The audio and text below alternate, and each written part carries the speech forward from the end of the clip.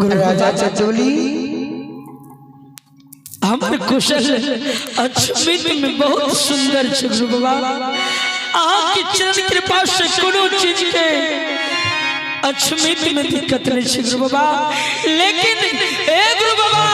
केना के 12 वर्ष के दिल्ली में बीतले ए गुरु बाबा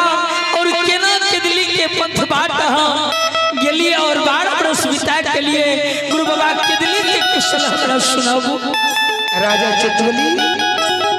के दिल्ली में बहुत बढ़िया से कुशल भगवान बहुत सुखी से हमारा राखलक। राजा चतवली एक चीज हमरा तू बतावा गुरु बाबा जाय के समय में राजा गुरु बाबा तोरा दुआर में जाय के समय में तोरा दुआर एरिया कोरिया शरीर लाग राजा वो कोरिया शरीर के सेवा कलो अचमित में झूठ वचन दे के गेलियो ई तू बताबो कि झूठ वचन हमर मन जे रह गेले झूठ की सांच गुरु बाबा झूठ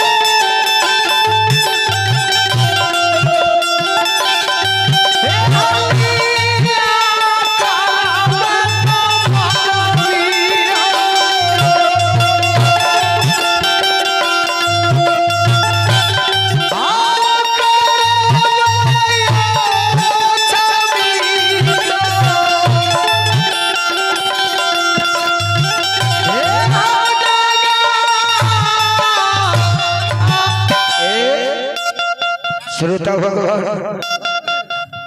समय भी पूर्ण होने जा रहे है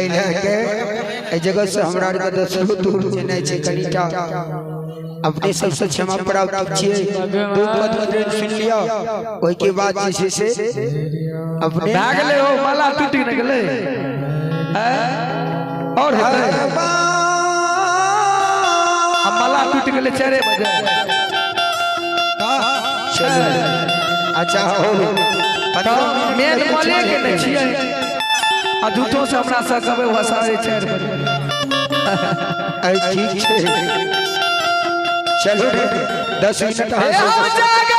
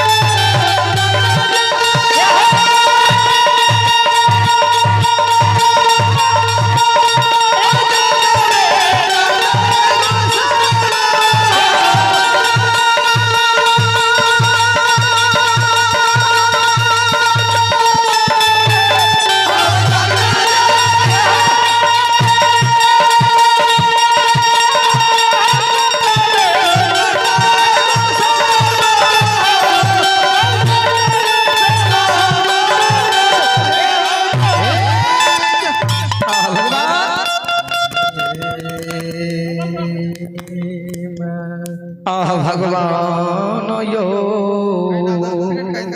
कहियो आपने है बुलाई बाबू साहब प्रेम से बोल दियो भगवत भगवान की सच्चे दरबार की जय जय जय श्री सीताराम। हाँ भगवान बाबू साहब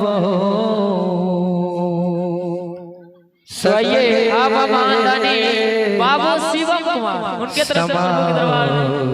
सरदार के साथ शानदार 21 रुपए की समाज की हो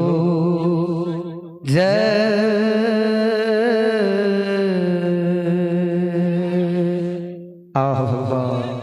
चलो अब हमरे सब अपना वाणी के विराम दै छी और जे हमरा सब सुंदर तुति भेल हेतै आहा सब बच कर क्षमा करबे। प्रेम से बोलिए भगवत भगवान की जय।